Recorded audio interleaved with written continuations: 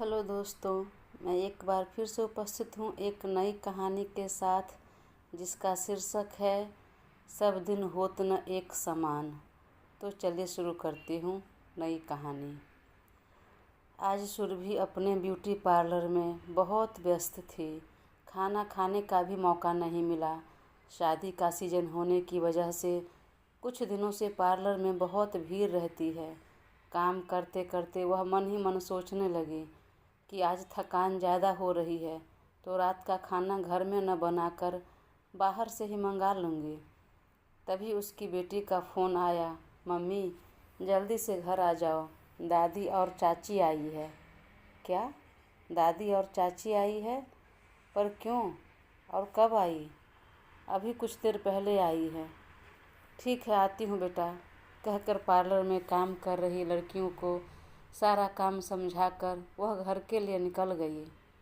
सुरभि रास्ते में सोचने लगी कि अचानक सासू माँ और देवरानी जी कैसे आ गई। एक बार बताया भी नहीं कि आ रही हूँ। खैर, घर जाकर पता चलेगा कि क्या हुआ। और वह रास्ते में चलते चलते अपनी पिछली यादों में खो गई। अरे ओ सुरभि, सुरभि, तुम अब तक उठी नहीं? अरे आज नाश्ता बनेगा कि नहीं? रुचि को ऑफिस जाना है, लेट हो गया, उठो जल्दी। माँ, आज मेरी तबीयत कुछ ठीक नहीं लग रही, तो बोलिए ना आज रुचि को खुद नाश्ता बना ले और सबके लिए भी बना दे। मैं दोपहर का खाना बना दूँगी।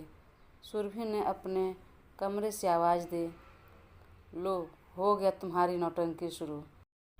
अरे तुम्हें घर का काम करना इतना भारी क्यों लगता है? वो ऑफिस जाने के लिए तैयार हो रही है, अभी किचन में जाकर नाश्ता भी बनाएगी। माँ, मैंने रुचि को उठते ही कह दिया कि आज नाश्ता तुम बना दो, मुझसे नहीं होगा, पर उसने नहीं बनाया तो इसमें मेरी क्या गलती? सुरभि की बात सुनकर रुचि उसे सुनाते हुए सास से बोली, माँ, मैं बाहर भी काम करूँ और घर में भी काम करूँ, यह मुझसे नहीं होगा। मैं जा रही हूँ, ऑफिस में आज कैंटीन में ही खा लूँगी। जिसको खाना होगा अपना बनाकर खाएंगे। इतना बोल वह ऑफिस के लिए निकल गई। और उस दिन सुरभि की सास को नाश्ता बनाना पड़ा सबके लिए, जिससे वह बहुत नाराज़ हो गई। वो सबको नाश्ता देते हुए बोले जा रही थी, घर में दो दो बहुएं हैं, फिर भी मुझे रसोई में जाना पड़ रहा है। एक तो चलो ठीक है, बाहर काम करने गई है, पर दूसरी तो घर में है, पर नहीं, क्यों काम करेगी?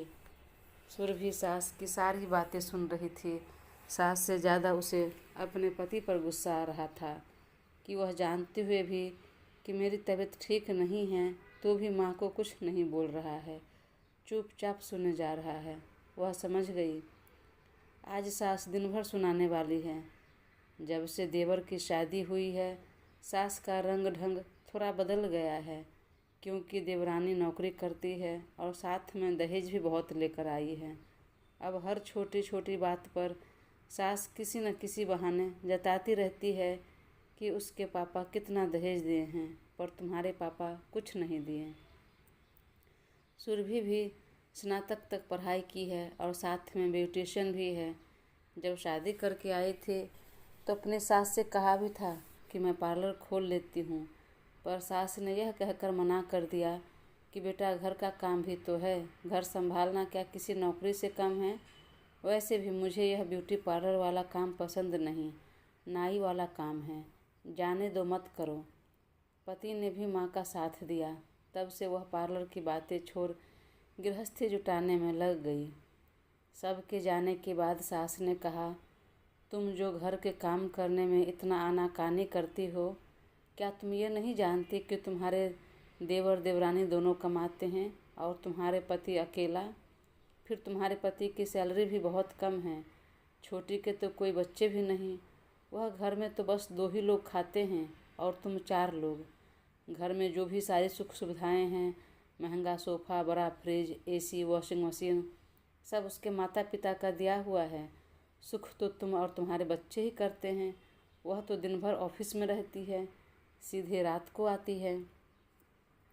सास की बात सुनकर सुरभि ने कहा, माँ, वह दोनों पति पत्नी काम करते हैं तो हम भी तो दोनों पति पत्नी काम कर रहे हैं।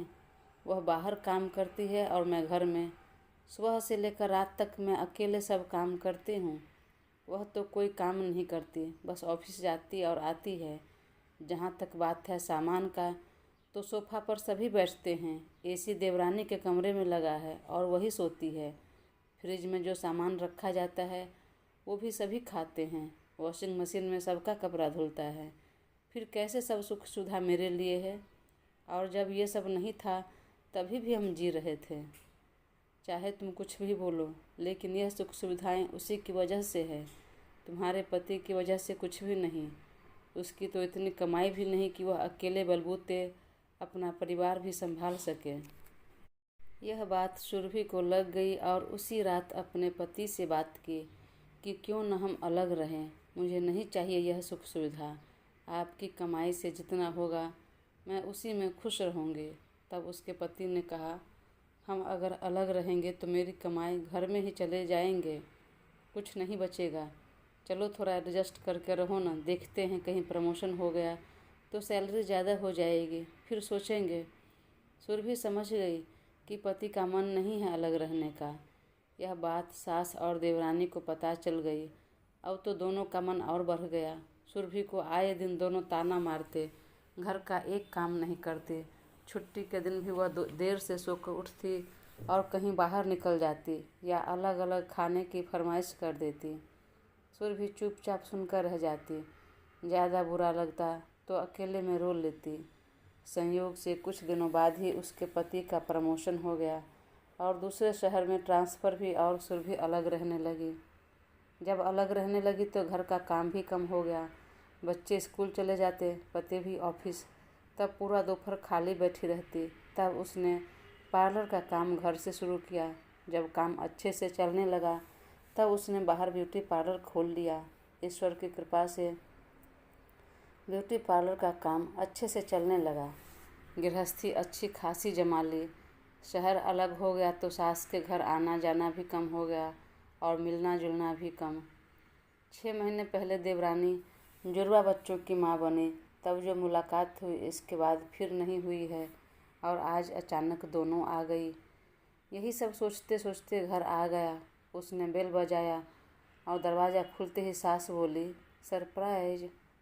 सुरभि ने चौंकते हुए बोले, माँ, रुचि, अचानक आप लोग यहाँ, बताया भी नहीं। हाँ, वो क्या है बेटा कि हम लोग तुम्हें सरप्राइज़ देना चाहते थे। ठीक है, आप लोग बैठिए, मैं चाय नाश्ता लेकर आती हूँ। अरे आओ बैठो, बातें करते हैं। चाय नाश्ता तो बाद में भी कर लेंगे। हम लोग थोड़े ना भी जा रहे हैं, हम तो कुछ दिन रहने के लिए आए हैं। हाँ ठीक है, कोई बात नहीं, यह भी तो आपका ही घर है। तभी देवर सामान से भरा हुआ 2-3 बड़ा थैला लेकर अंदर आए। यह देख सुरभि मन ही मन सोचने लगी कि कुछ दिनों के लिए आए हैं तो फिर इतना सामान क्यों। तभी पतिदेव भी आ गए। सुरभि ने प्रश्न भरी नज़रों से उनकी ओर देखा। तब उसके पति ने कहा, अरे वो क्या है कि छोटे की नौकरी चली गई, उसकी कंपनी दिवालिया हो गई और उसकी पत्नी तो जब माँ बनी तभी काम छोड़ दिया। अभी उससे दिक्कत हुई घर चलाने में तो उसने मुझे कॉल किया। तब मैंने ही कहा कि उस घर को सब सामान सहित रेंट पर लगा दो, जिससे अच्छा रेंट मिलेगा और तुम यहाँ आओ। मैं अपनी कंपनी में कोई काम लगवा देता हूँ। यह बात मैं तुम्हें बताना भूल गया। पति की बात सुनकर सुरभि गुस्सा होते हुए बोली, आप बताना भूल गए या मुझे बताना ही नहीं चाहते थे कि कहीं मैं मना कर दूंगी आने से। वह कुछ नहीं बोला। बाकी सब जाने दीजिए। ये तो याद होगा कि माँ और रुचि का व्यवहार हमारे प्रति कैसा था। जाने दो ना, क्यों बीती हुई बातें खोद रही हो। खुद नहीं रही, बस याद दिला रही हूँ कि इस बार घर मेरा है और मैं मालकिन हूँ। पति ने कुछ नहीं कहा। बाहर उसकी देवरानी सारी बातें सुन रही थी और अपने किए हुए बर्ताव पर पछता रही थी। संकोच आ रहा था। जब उसे नहीं रहा गया तो जेठानी के पास आकर हाथ जोड़ते हुए बोली, दीदी मुझे माफ़ कर दो, मैंने आपके साथ बहुत गलत किया। शायद उसी का परिणाम है कि भगवान ने यह दिन दिखा दिया और मुझे यहाँ आना पड़ा। पीछे से सास भी बोलने लगी, हाँ बेटा, सब भूल जाओ और चलो एक बार फिर हम सब मिलकर रहते हैं। सुरभि को सास की बात सुनकर चेहरे पर नाराज़गी का भाव आ गए। वह दिन याद आ गया जब सास ताना मारती थी, सुनाती थी। आज वही ज्ञान की बातें कर रही है। वह बोलना तो बहुत कुछ चाह रही थी, पर दोनों की हालत देख उसने बस इतना कहा, अरे कोई बात नहीं, आप लोग आराम से रहिए, मैं तो भूल जाऊंगी, बस आप लोग कुछ मत भूलिएगा। अगर बाकी सब भूल भी गए तो कम से कम इतना याद रहे कि सब दिन होत न एक समान। सास और देवरानी चौंक कर देखने लगी। अरे आप दोनों मेरी बातों का बुरा मत मानिए, मैं तो बस ये कह रही थी कि किसी का भी समय हमेशा एक जैसा नहीं रहता। सुख दुख उतार चढ़ाव तो लगा ही रहता है।